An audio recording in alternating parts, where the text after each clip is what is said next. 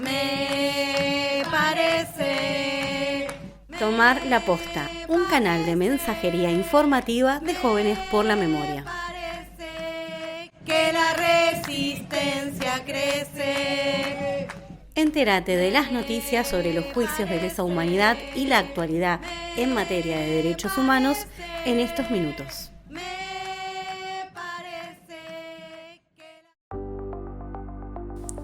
Hola a toda la oyentada, hoy en Tomar la Posta queremos compartirles un reporte sobre los juicios por delitos de lesa humanidad que continúan en el país y otras noticias sobre derechos humanos. Antes de comenzar con el informativo, queremos compartir los memoriales de la semana. Por un lado, celebrar el Huiñauhchipantu junto al pueblo mapuche y recordar que no se celebra un cambio de calendario, sino el renacer de la naturaleza y el inicio de un nuevo ciclo. Junio nos arde rojo aquí en la espalda, y es que cada 26 recordamos y multiplicamos la lucha de Maximiliano Costecchi y Darío Santillán. Por otro lado, un 23 de junio de 1987, una sentencia de la Corte Suprema de Justicia consideró que la ley de obediencia debida era constitucional. En consecuencia, unos 150 oficiales fueron sobreseídos, entre ellos Alfredo Astiz y el tigre José Acosta. Años más tarde, un 29 de junio de 2001, condenaron a Ceferino Lande y Mercedes Moreira por apropiación y cambio de identidad a la hija de José Pepe Poblete y Gertrudis Trudy Hasik. Por esta causa es que más de 10 años después se declaró la inconstitucionalidad de obediencia debida y punto final.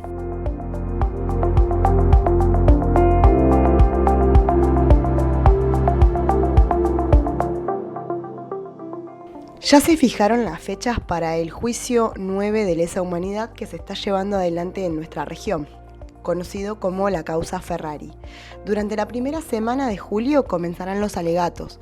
Desde el 4 al 11 de agosto se conocerán los alegatos de la defensa y el 25 de agosto conoceremos las palabras finales y la lectura del veredicto. Las audiencias se desarrollan en el Salón de AMUC, en donde funciona el Tribunal Oral Federal, que está ubicado en la calle Avenida Argentina 1637 de la ciudad de Neuquén capital. Te invitamos a participar de este juicio histórico solo llevando tu DNI. Y si sos parte de una escuela y querés ir, tenés que enviar un mail a tofneuquen@pjn.gov.ar.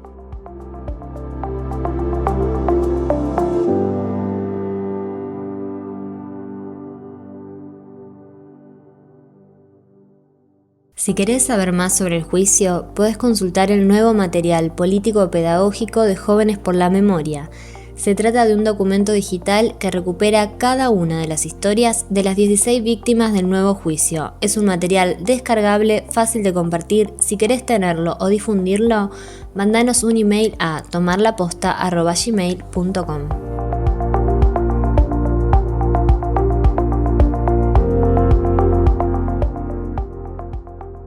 En el resto del país continúan los juicios por delitos de lesa humanidad. Comienzan nuevos juicios y se esperan veredictos de otros.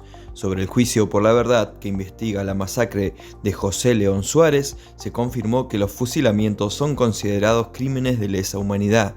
Así lo determinó la jueza federal de San Martín, Alicia Bence, en el veredicto, que se dio a conocer este lunes 22 de junio tras haber finalizado las 3 audiencias testimoniales.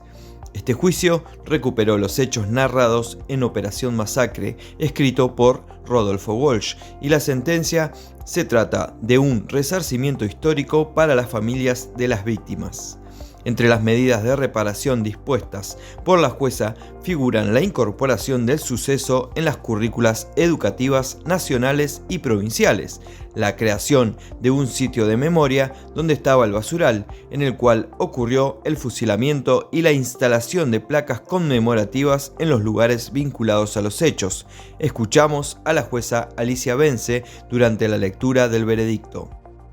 Declarar que existió responsabilidad del Estado Nacional argentino en el proceso de planificación, ejecución y encubrimiento en la comisión de esos hechos, a los cuales califico legalmente como allanamiento ilegal de domicilio, que concurre realmente con el de privación ilegal de la libertad agravada por ser cometida con violencia y amenaza y por ser llevadas a cabo por funcionarios públicos en abuso de sus funciones y sin las formalidades prescritas por ley, reiterado en 12 oportunidades que concurren realmente entre sí, que a su vez concurre realmente con el de homicidio agravado por haberse cometido con alevosía, consumado en 5 oportunidades y tentado en otros 7, los que concurren realmente entre sí.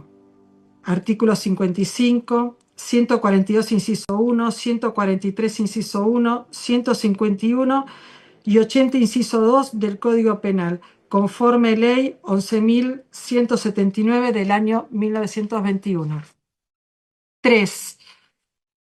Declarar que Pedro Eugenio Aramburu, Isaac Francisco Rojas, Juan Constantino Cuaranta, Desiderio Fernández Suárez, Rodolfo Rodríguez Moreno y el personal a su cargo resultan penalmente responsables de los hechos que di aquí por probados en el punto 1 y calificados en el punto 2, y establecer que la pena que les hubiera correspondido es la prisión perpetua.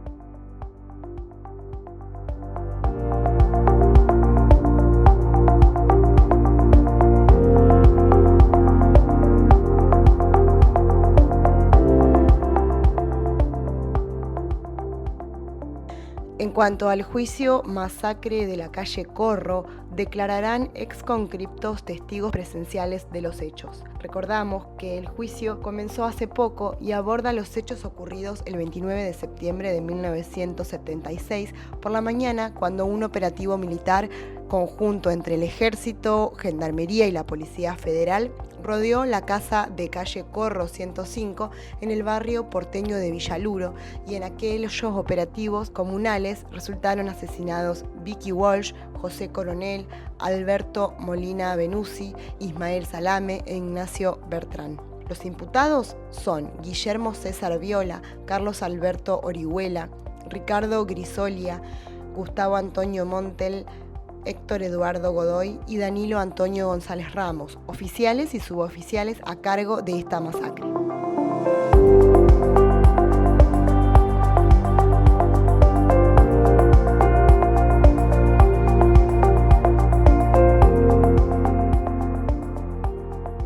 En el juicio Comisaría Quinta de La Plata, la Fiscalía, a través de Ana Oberlin, pidió que se condene con perspectiva de género, es decir, remarcar en el fallo la violencia de género, que se tenga en cuenta la violencia contra las mujeres, niños y niñas como tales, y remarcó la violencia obstétrica en los partos de los centros clandestinos de detención, tortura y exterminio. Te invitamos a escuchar a Ana Oberlin, fiscal auxiliar que realizó la petición. Creemos que resulta obviamente indispensable visibilizar, como intentamos hacer a lo largo de este alegato, las violencias diferenciales de las que fuimos hablando, especialmente ejercidas contra mujeres, niñas, niños y adolescentes. Consideramos que estos hechos, por un lado, deben analizarse desde una perspectiva interseccional que permita advertir como determinadas condiciones de vulnerabilidad, particularmente el género, el embarazo, la maternidad, la edad, niñez y adolescencia, incidieron de manera decisiva en las violencias desplegadas por el aparato represivo. La relevancia de esta mirada ha sido reconocida en numerosas oportunidades por la jurisprudencia nacional e internacional y constituye desde nuestro punto de vista una herramienta indispensable para comprender integralmente el alcance de los hechos que estamos analizando. En primer término, entendemos que la perspectiva de género resulta indispensable. Una parte de los crímenes fueron dirigidos contra mujeres y niñas, a quienes se violentó en tanto tales, como vimos. Desde esta perspectiva deben comprenderse las violencias por medios sexuales que analizamos, las violaciones, los abusos sexuales, la desnudez forzada, también las amenazas, las formas diferenciadas de tortura y otras prácticas específicas que fuimos describiendo a lo largo de cada caso. Pero particularmente vamos a resaltar y a pedir, porque dentro del universo de violencias de las que hablamos, Reconocemos especialmente lo ocurrido en relación a Mirta Manchiola, a Diana Gulicki, a Silvia Muñoz Barreiro, a Elsa Cicero, a Silvia González, a María Adela Garín, a Adriana Calvo, a Blanca Barragán, a Inés Ortega y a Elena de la Cuadra como manifestaciones particularmente crueles y específicas de la violencia de género. Todas ellas fueron sometidas a condiciones de cautiverio, a terribles, a cruentas condiciones de cautiverio, mientras transitaban embarazos, muy avanzados en algunos casos, embarazos en general. Otras estaban próximas a parir, otras tuvieron su parto en las condiciones de las que hablamos, o tuvieron también el tiempo posterior a sus partos en esas condiciones particularmente crueles. Entonces, creemos que se trata de una modalidad específica de violencia que está basada en el género y que hoy, con términos más actuales, también vamos a hacer una referencia a esto, con posterioridad, conocemos como violencia obstétrica.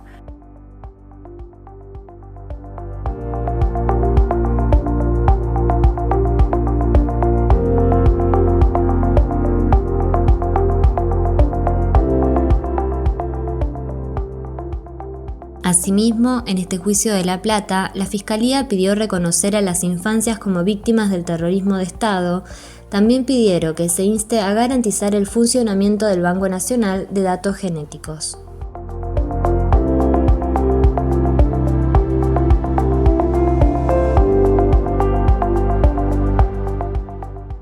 En el comienzo del juicio por la apropiación de Marcos Ramos, el nieto 128 restituido por la lucha de abuelas de Plaza de Mayo, declaró su hermano Ismael Suleiman. Contó lo que vivió desde la desaparición de su madre y cuando fue secuestrado por las fuerzas represivas en 1976, junto a su hermano Marcos Ramos, quien recuperó su verdadera identidad recién en el año 2018. Siempre lo buscaba en cada esquina, cada chico que veía creía que era él y eso me estaba atormentando. Entonces, por eso es que realicé la denuncia correspondiente ante el fiscal, dijo Ismael y sostuvo que en el reencuentro fue muy duro el momento después de tantos años.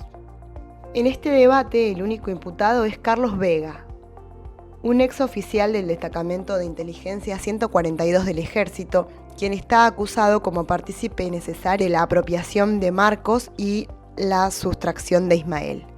Como jefe del grupo de actividades especiales de inteligencia y contrainteligencia, Vega hizo ingresar como personal civil de inteligencia a Sánchez, uno de los apropiadores de Marcos. Vega es quien dio el aval ideológico y moral para el ingreso de Sánchez como personal civil al destacamento 142 en el mes de noviembre de 1976, lo que acreditaría un vínculo personal y previo entre Sánchez y Vega, sostuvo el juez a partir de la acusación fiscal.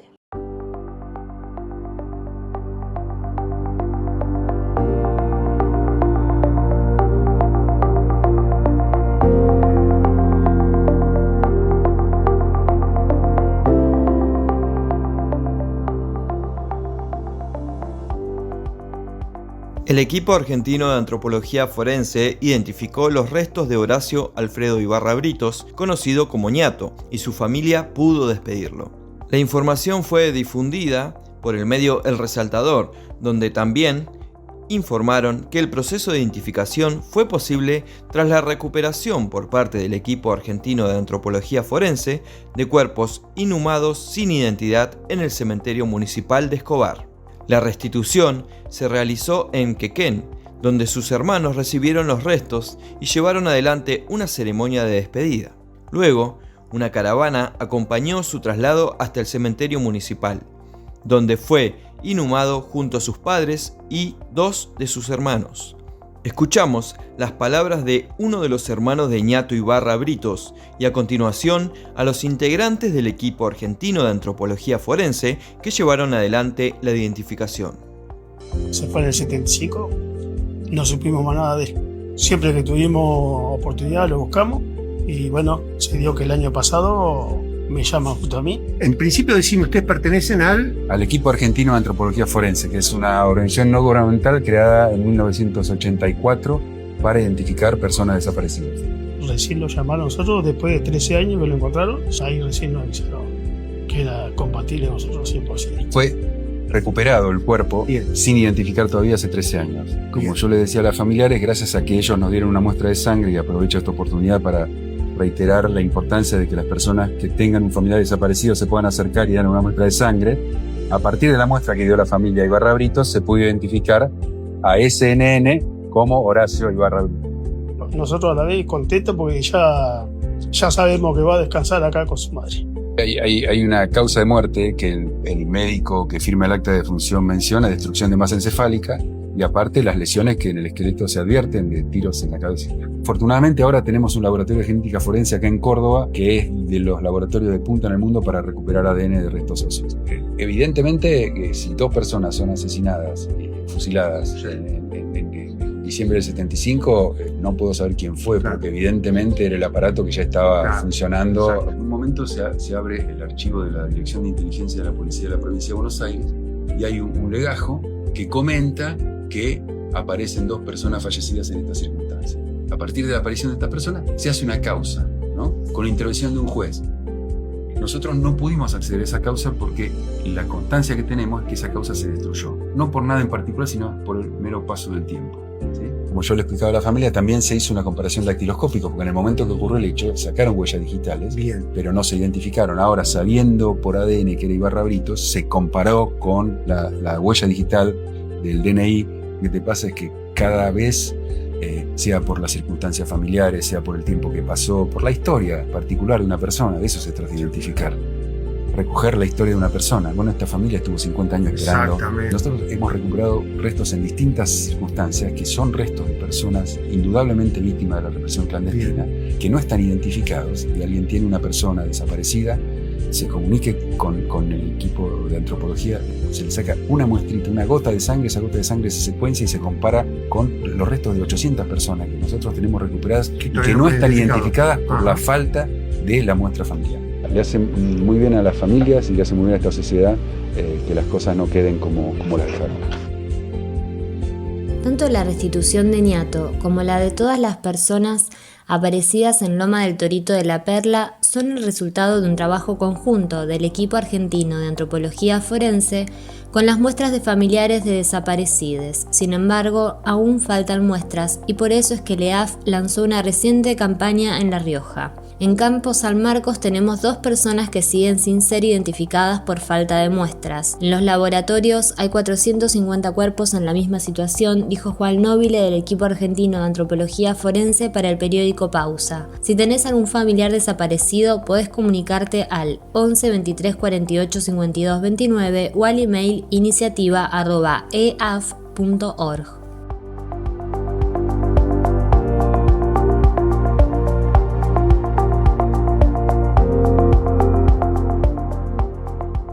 Ya está disponible el mensuario número 253 de Abuelas. Esta edición contiene la editorial llamada El pueblo cerró filas en torno a la memoria, la verdad y la justicia. Es momento de unirnos y escucharnos. Una serie de noticias breves, toda la descripción del fixture con memoria, es decir, una guía de partidos que invita a seguir nietos y nietas apropiadas durante la última dictadura. Este mes también podés enterarte todo lo relacionado al Banco Nacional de Datos Genéticos, cuáles son los nodos de red por el derecho a la identidad que existen en las distintas regiones del país, homenajes y entrevistas y despedida al Indio Solari. Para eso te invitamos a leer completo el mensuario en www.abuelas.org.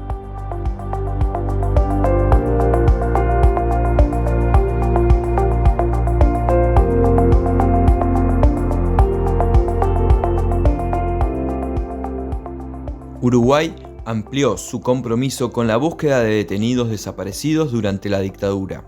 Lo asentó mediante la firma de un convenio destinado a colaborar en el diseño y la implementación de políticas de tratamiento documental sobre violaciones a los derechos humanos ocurridas entre 1968 y 1985. El convenio involucra al Ministerio de Educación y Cultura y a través del Archivo General de la Nación, la Universidad de la República y la Institución de Derechos Humanos y Defensoría del Pueblo.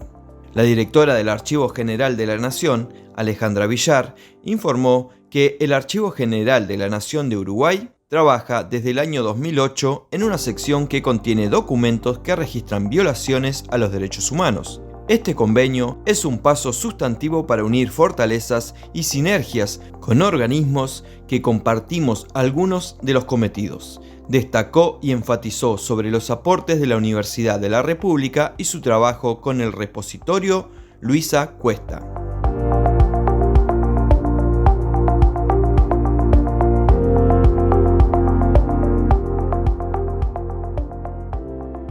Se presentó el documento La Tierra no se vende, se defiende. Se trata de una iniciativa de organizaciones y ciudadanos que expresa su rechazo al proyecto de ley que propone eliminar los límites de la propiedad extranjera en tierras rurales. El documento reúne un apoyo de al menos 50 instituciones educativas, políticas, de derechos humanos, sociales y eclesiales, además de que se inició un amparo desde la Defensoría del Pueblo de la ciudad de Neuquén. Escuchamos a Santiago Aricio, uno de los referentes de la campaña, quien fundó la cooperativa campesina que nuclea a 500 campesinos y campesinas del norte de la provincia de Neuquén. Me parece que hay una discusión que supera que acá hay vidas.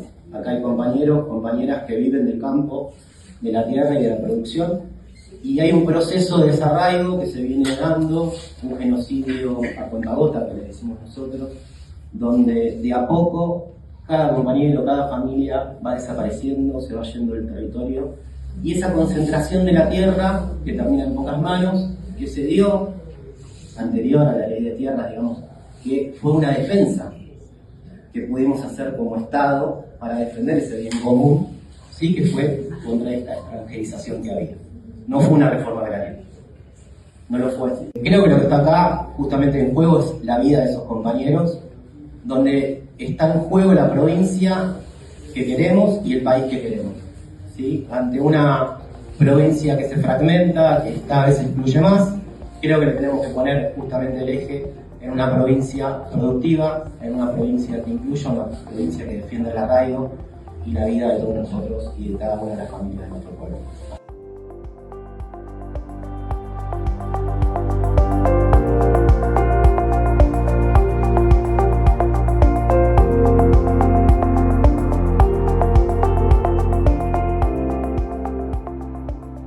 Nos despedimos hasta el próximo Tomar la Posta, un recorte informativo de Jóvenes por la Memoria.